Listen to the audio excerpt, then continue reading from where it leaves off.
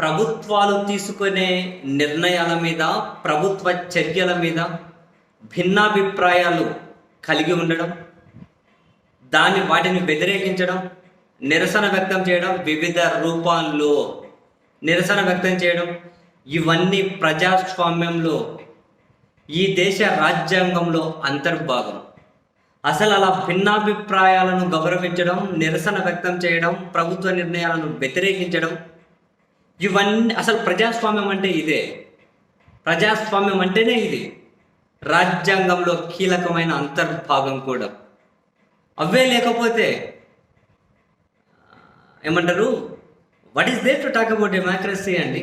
ఏం మాట్లాడతాం మనం? ఇంకా అవే లేకపోతే ఇంకా ప్రజాస్వామ్యం ఏముంటుంది? ప్రజాస్వామ్యం అనేది పక్కన పెడితే ఇంకా అల్టిమేట్ నియంతృత్వమే కదా. కానీ ఆంధ్రప్రదేశ్లో నిజంగా పోలీసుల ప్రవర్తన, సరే వాళ్ళు విచ్చలవిడితనం ప్రదర్శిస్తున్నారు, సరే మెజిస్ట్రేట్ల యాంత్రికంగా, తాజాగా హైకోర్టు చెప్పినటువంటి వ్యాఖ్యలు మనం ఎన్ని రోజుల నుంచి మాట్లాడుతున్నాం. మెజిస్ట్రేట్లు మిషనరీగా వర్క్ చేస్తున్నారు, చాలా యాంత్రికంగా ఉన్నాయని పదే పదే చెబుతూ వస్తలేమో. అసలు అర్ధరాత్రి వెళ్ళి అరెస్టులు ఏంటి? ఇప్పుడు సోషల్ మీడియాలో పోస్టులు పెట్టారు అని, లేకపోతే 10 సంవత్సరాల కిందట పోసాని కృష్ణమల్లి గారు మాట్లాడితే ఇప్పుడు ఎవరి మనోభావాలు దెబ్బతిన్నాయని చెప్పి అరెస్టు చేయాల్సినంత సీరియస్నెస్ ఉందా అండి? 10 ఏళ్ళ కిందట ఆయన మాట్లాడారన్నారు, అవంతా రికార్డెడే కదా. ఇప్పుడు ఆయన ఏమన్నా పారిపోయే పరిస్థితి ఉందా పోసాని కృష్ణమల్లి గారు? సాక్ష్యాలను తారుమారు చేయాలి. ఏం సాక్ష్యాలు తారుమారు చేయాలి? మరి ఏముంది? నోటీసులు ఇచ్చి ఆయన వివరణ కూడా తీసుకోకుండా ఆయన్ను అరెస్ట్ చేయడము అంటే, ఆయన నిర్బంధించడం అంటే, అది అల్టిమేట్గా మనం నియంతృత్వం కిందనే చూడాలి. ఆయన ఎవరినో దూషించారు, అసభ్యంగా మాట్లాడారు, దాన్ని ఎవరు కూడా సపోర్ట్ చేయట్లేదు. అన్నీ ఒకే కాటిన కట్టే ఎదవలు ఎక్కువ ఉంటారు. పాయింట్ అది కాదు. ఫస్ట్ అరెస్ట్ చేశారు, 10 ఏళ్ల కింద మాట్లాడిన మాటలు ఎవరి మనోభావాలు దెబ్బతిన్నాయని. నోటీస్ ఇచ్చి వివరణ అడిగితే ఆయన పారిపోయే వ్యక్తి. ఎక్కడికి పారిపోతారు? ఏం తారుమారు చేస్తారు? మరి ఏంటివేంటివో రాసి రిమాండ్కి పోతే మెజిస్ట్రేట్లు ఏం చేస్తున్నారు? అసలు ఆశ్చర్యం. తాజాగా హైకోర్టు మెజిస్ట్రేట్లు రిమాండ్ రిపోర్ట్ అన్నా చదువుతున్నారా లేదా? మీరు యాంత్రికంగా పనిచేస్తే మేము బుర్ర పెట్టే పని చేస్తున్నాం అన్నారు. చాలా పెద్ద కామెంట్. అంటే బుర్ర పెట్టకుండా ఎవరు పని చేస్తున్నారని దాని అర్థం. బుర్ర పెట్టకుండా ఎవరు పని చేస్తున్నారని. అరే, ఎవరన్నా అధికారంలో ఉండనియండి. అధికారంలో ఉన్న వాళ్ళు వ్యవస్థలను విచ్చలవిడిగా వాడితే, అధికారంలో ఉన్న వాళ్ళు భావ ప్రకటనను, పౌరుల హక్కును, స్వేచ్ఛను యథేచ్ఛగా ఉల్లంఘిస్తే, నేను చాలాసార్లు చెప్పాను, మళ్ళీ చెబుతున్నా, ఈ దేశంలో 140 కోట్ల మంది ప్రజలు కూడా ఏదో ఒక రోజు బాధితులుగా మారే పరిస్థితి వస్తుంది. ఈరోజు మీ ఇంటి గుమ్మం వరకు రాకపోవచ్చు, రేపు రాకపోవచ్చు, ఇల్లు రాకపోవచ్చు, సంవత్సరానికైనా 6 ఏళ్ళకైనా మీరు మీ పిల్లలు పెరిగి పెద్ద దగ్గరికైనా మా గుమ్మం దగ్గరికైనా వస్తుంది. దేశంలో చాలా చట్టాలు ఉన్నాయి. ఈ దేశం ముందు మనుషులు, చాలా ముందు తరం స్వతంత్ర పోరాటం చేసిన వాళ్ళు, ఆ తర్వాత వచ్చిన ప్రభుత్వాలు పౌరుల హక్కుల కోసం, స్వేచ్ఛ కోసం చాలా చాలా నిర్ణయాలు తీసుకున్నారు. సో అవి కాపాడుకోవాల్సిన అవసరం ఉంది పౌర సమాజం మీద. ఇదేం విచ్చలవిడితనం అండి బాబోయ్. సోషల్ మీడియాలో పోస్టులు పెట్టారు అంటే అర్ధరాత్రి అరెస్ట్ చేసేంత ఏముంది అంటున్నా. ఎవరైనా కానివ్వండి, ముఖ్యమంత్రిగా చంద్రబాబు గారు పాలిస్తూ ఉండండి, జగన్ గారు పాలిస్తూ ఉండండి, లేదు ఇంకెవరైనా పాలిస్తుండండి, మీరు పాలించు, నేను పాలించు.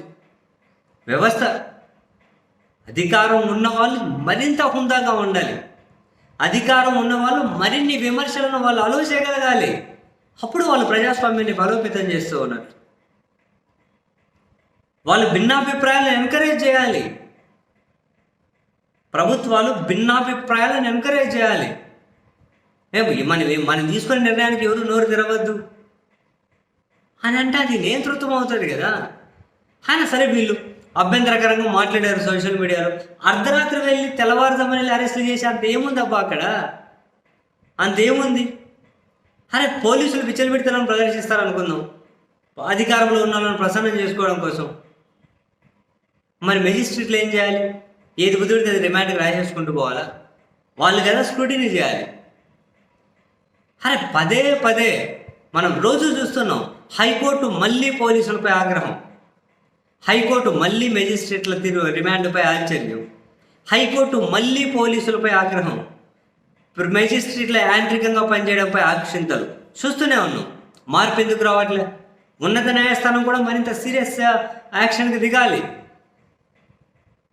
మీరు చెబుతూ ఉన్నారు బాగుంది, మరి ఎందుకు వాళ్ళలో మార్పు రావట్లే?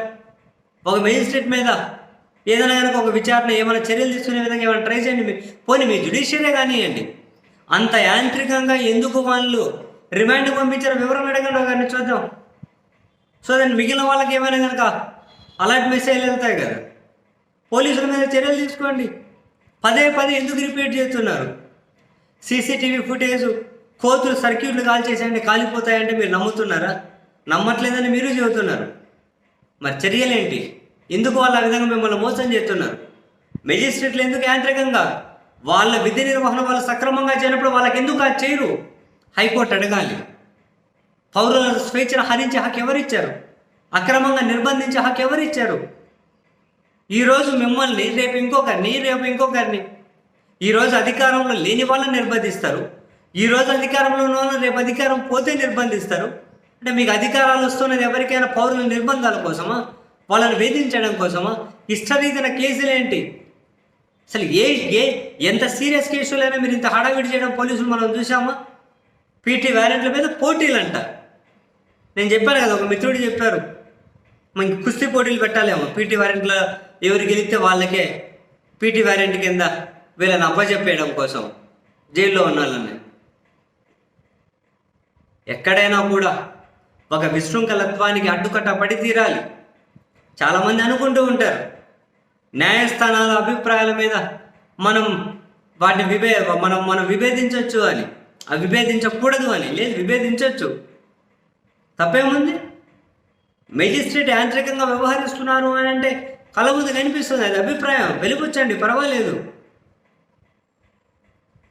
కానీ అధికారంలో ఉన్న ప్రతి ఒక్కరూ పోలీసులు ఇలానే వాడుకుంటూ పోతే మెజిస్ట్రేట్లు కూడా ఎవరు అధికారంలో ఉన్నా ఈ విధంగా యాంత్రికంగా ప్రవర్తించుకుంటూ వెళ్తే అధికారంలో ఉన్న నిర్ణయాలకు అనుగుణంగా ఎక్కడైనా ఒకవేళ మెజిస్ట్రేట్లు నిర్ణయాలు తీసుకుంటూ ఉంటే నేనేమి తీసుకుంటున్నారు అని అంటలేను.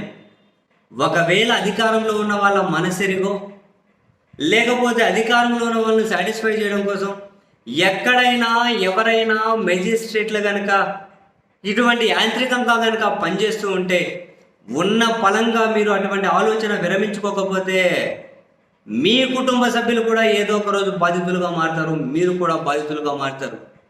మిమ్మల్ని అయినా ఇంకొకరినైనా కాపాడాల్సింది ఈ దేశ చట్టాలే, రాజ్యాంగాలే, ప్రజాస్వామ్యమే ఈ దేశాన్ని బలోపేతం చేస్తుంది. విచ్చలవిడి ఉల్లంఘనలు మనం చెయ్యకూడదంటే చెయ్యకూడదు. ఏమొస్తుందండి? ఎవరైనా తీసుకెళ్ళి వాళ్ళు 2 వారాలు జైల్లో పెట్టారు, ఏంటి మీకు వచ్చే ప్రయోజనం? వాళ్ళు నిర్బంధించి కొడతారా? కొడితే ఏంటి?